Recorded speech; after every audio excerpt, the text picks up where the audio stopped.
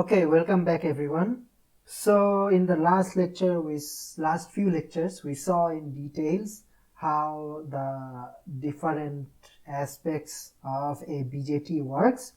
So in this lecture, we will be finding another characteristics of the BJT, okay, which is the voltage transfer characteristics. All right, this is the voltage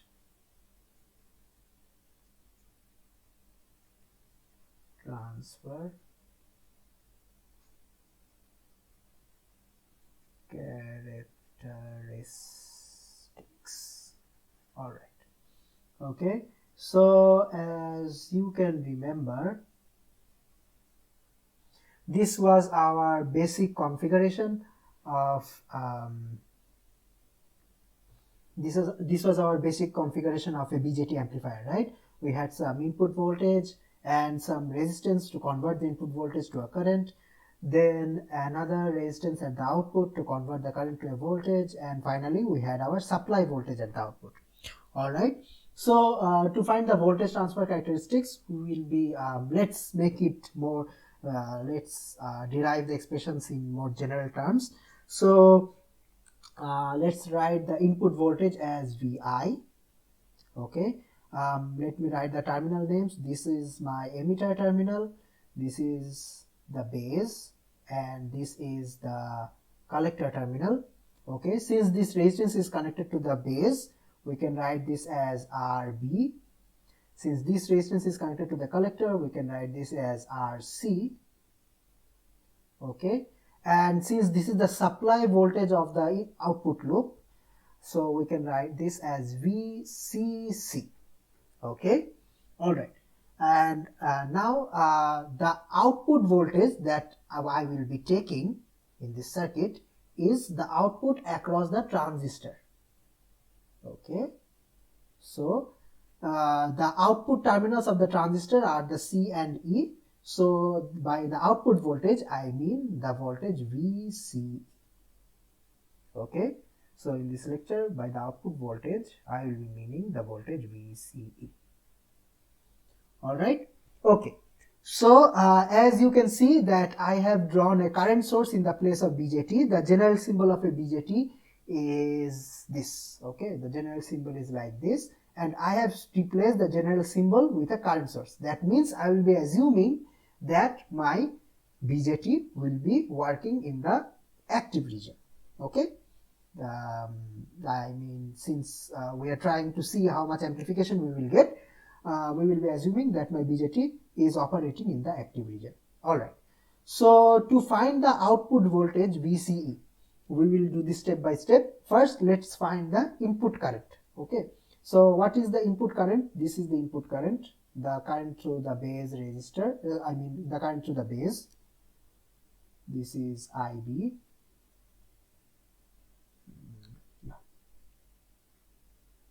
This is IB. Okay, and this is IC.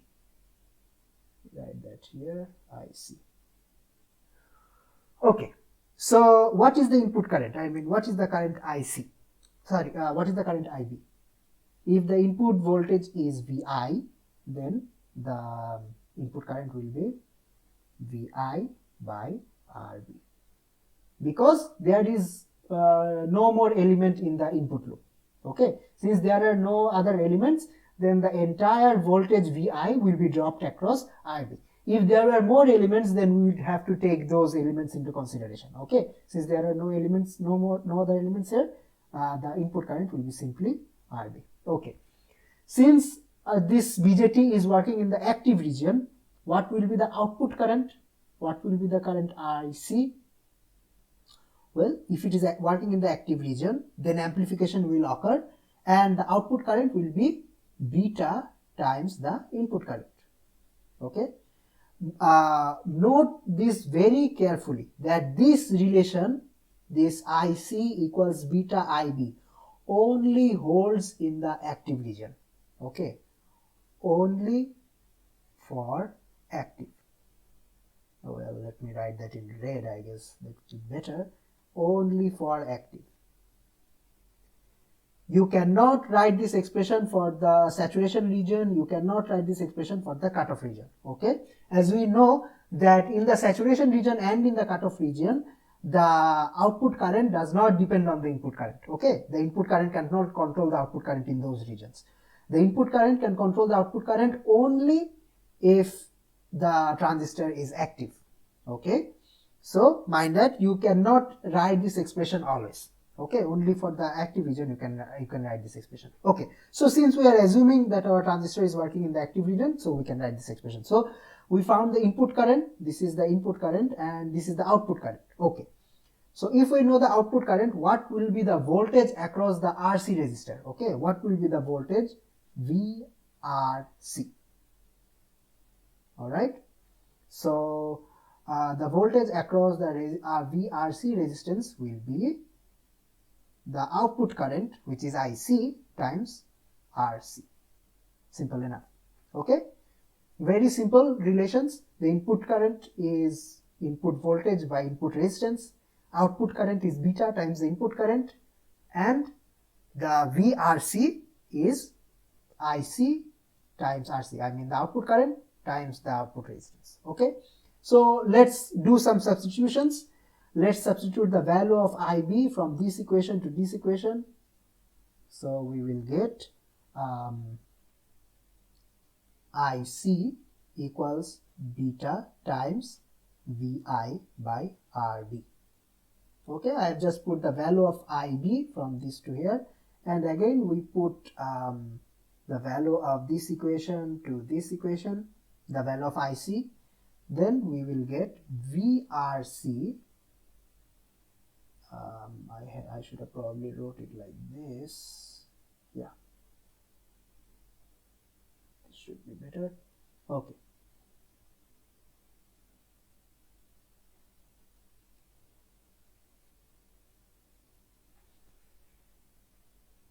The value of VRC will be, if I put the value of IC here, then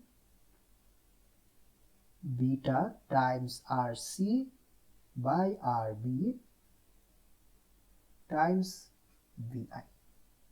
Okay, simple as that.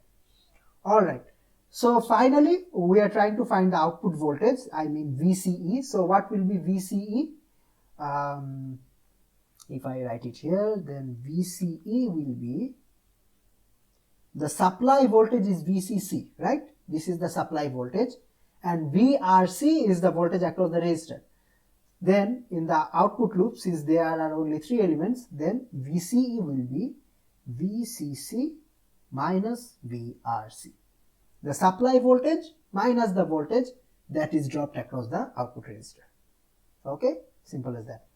So if this is the expression for the output voltage, then we can write, by substituting the value of VRC in this expression, we can write it like this.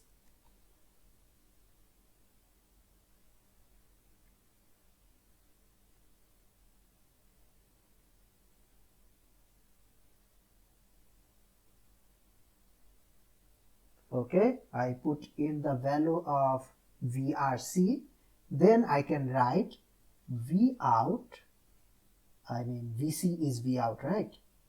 So V out equals VCC minus the value of RC, I mean from this expression. So I can write it like beta times RC by RB times VI. Okay, so yeah, so if I plot this, if I plot the output voltage versus the input voltage, what will the graph look like? Okay, so my output voltage will be along the y-axis, input voltage will be along the x-axis. Then this graph resembles that of, this is of the form y equals, well, some constant c, which is VCC, minus some number m times the x. I mean x is my input variable, right? And all the rest of these are constants. So this graph will be of the form c minus mx. Okay, so what are the values of these c and m and x? So I can write it. Let me write the equation in a more standard form. I can write V out equals minus beta times RC by RB times VI plus VCC. Okay. All right. So if I plot this, what will the plot look like?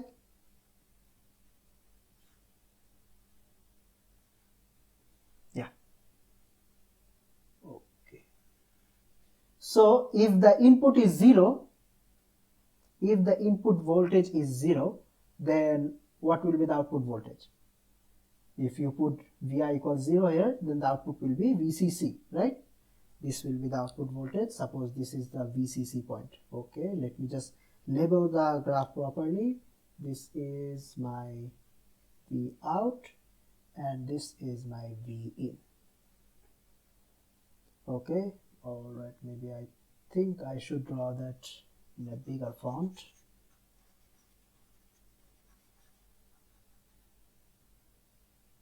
Yeah.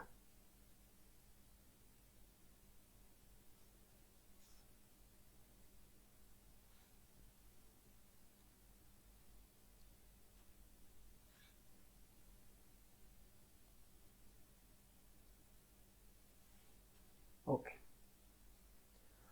All right, so this is my V in and this is my V out. So when V in is 0, then the output is at VCC. So you can this as the VCC point. Okay, so sorry, if the input voltage is raised, if the input voltage is increased, then what will happen to the output? Well, you can see from the equation that if the input voltage goes up, then the output voltage will go down because, well, there is a minus sign, right? This is VCC minus something into VI. So as the input voltage increases, the output goes down. It will go down and down and down. It will go down, well, following a straight path. Okay. All right. Then at some point, the output voltage will become 0.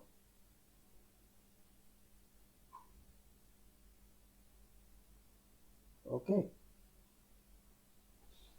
So what will be the slope of this straight line that I drew? The slope of this will be, well, I can just write it from the equation, minus beta RC by RB. Okay, this will be the slope. So what will happen after the output voltage reaches 0? Will it go down even further? Will it go down into the negative region? Well, it won't, because, well, we saw earlier, right? We saw earlier that after the output, when the output current reaches the maximum value, the output voltage, the VCE voltage, becomes 0, right? And after that point, it remains constantly at 0. It does not go down any further. Okay, so after the output voltage reaches the 0 value, it will not go down any further. It will remain at 0.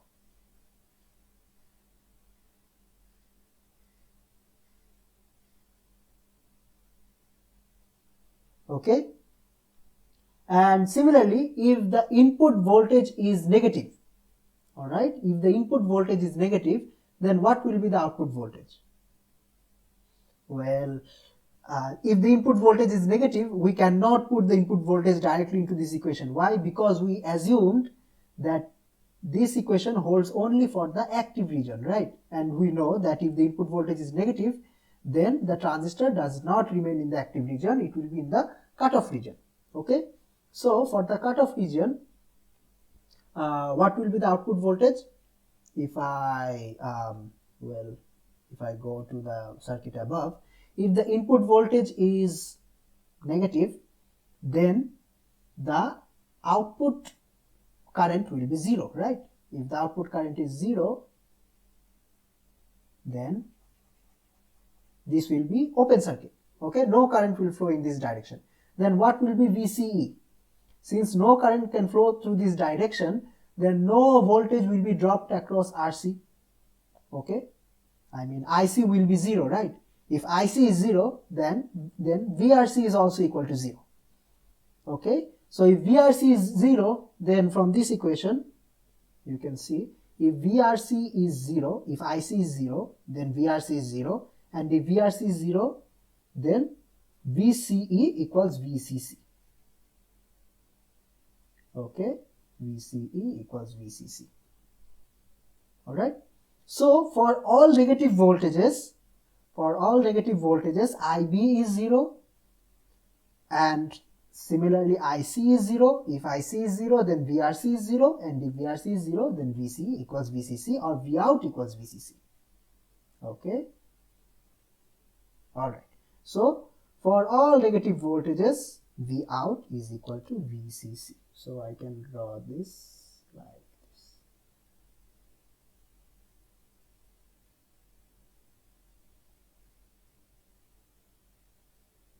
Okay, alright, so I can just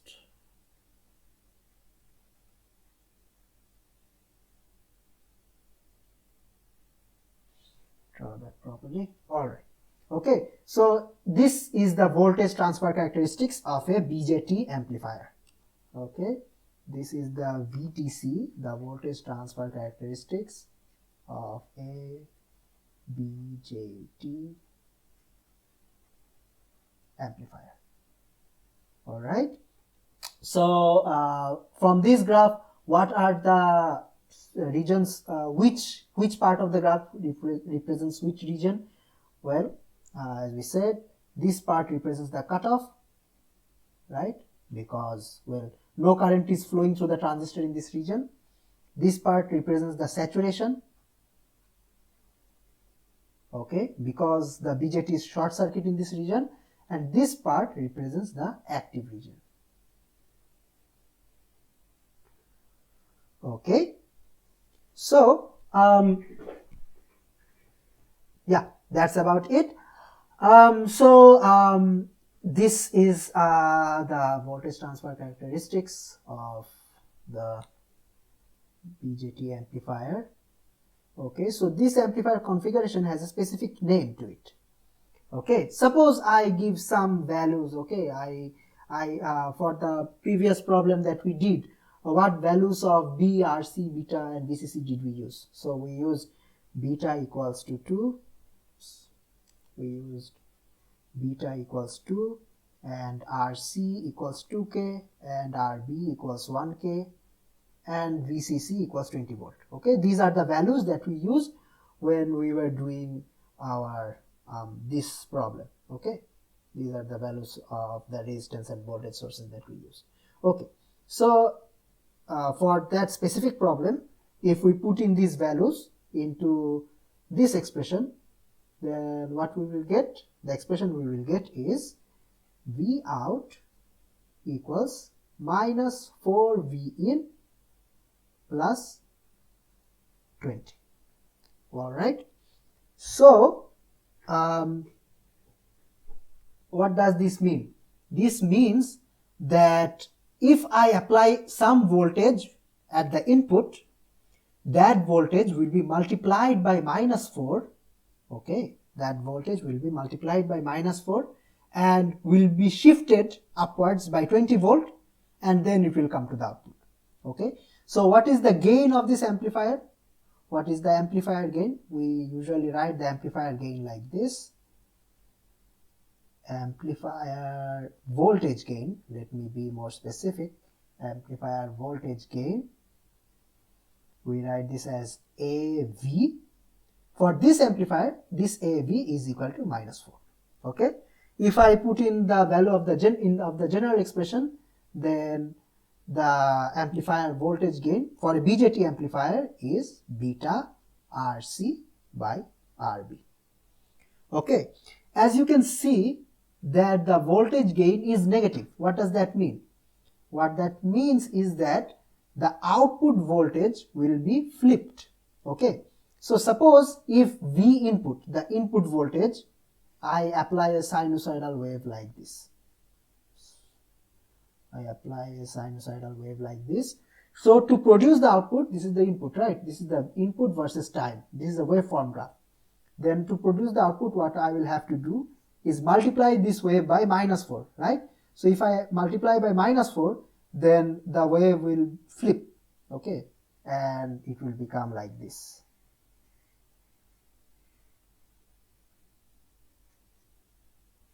Okay, so you see the upper peak came to the lower peak, and the lower peak came to the upper peak, and etc, etc. Okay, the wave that I apply to the input will be flipped at the output.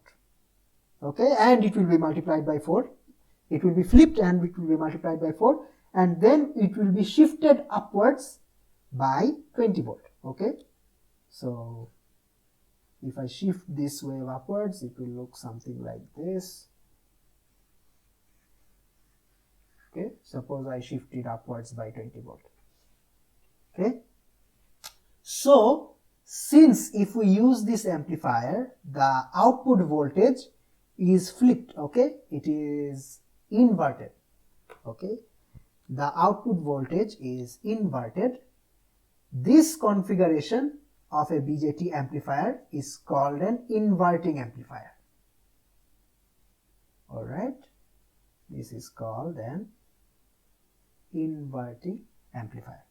Okay, for this specific configuration, okay, in this specific configuration, as you can see that our input terminals were the B and E, and the output terminals were C and E. Okay, the base and emitter were the input, and the collector and emitter were the output. Since the emitter terminal was common between the input terminal and the output terminal, this configuration is also called the common emitter amplifier. Okay, common emitter amplifier.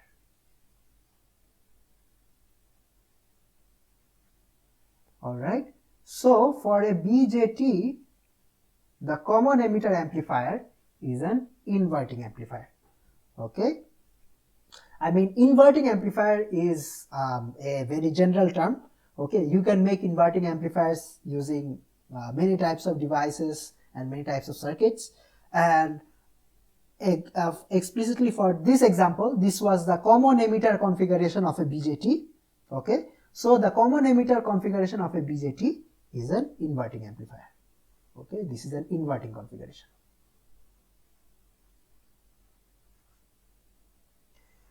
Okay, so well, that's about it for the basics of BJT. Okay, so we learned what the transfer characteristics of a BJT is, when it acts as an amplifier. Okay, mind it in this graph that the BJT will act as an amplifier in this region. Okay, in this linear region, it will act as an amplifier when it is in the active region. This is the amplification region. All right. Okay, so we learned how we can construct an amplifier from a BJT, and what are the parameters of this amplifier, what is the voltage gain of that amplifier, and that this is an inverting amplifier. Okay, the output signal will be inverted with respect to the input signal. Okay, and we learned the name of this configuration. This is called the common emitter configuration of the BJT.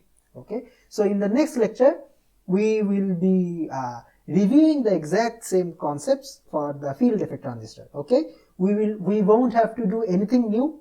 Okay, everything will be the same, just we will incorporate the fact that a field effect transistor is a voltage control transistor. Okay, except that everything will be the same. So hopefully if you have understood things until now, it will be really easy for you to follow the next lectures. Okay, so hope to see you next time.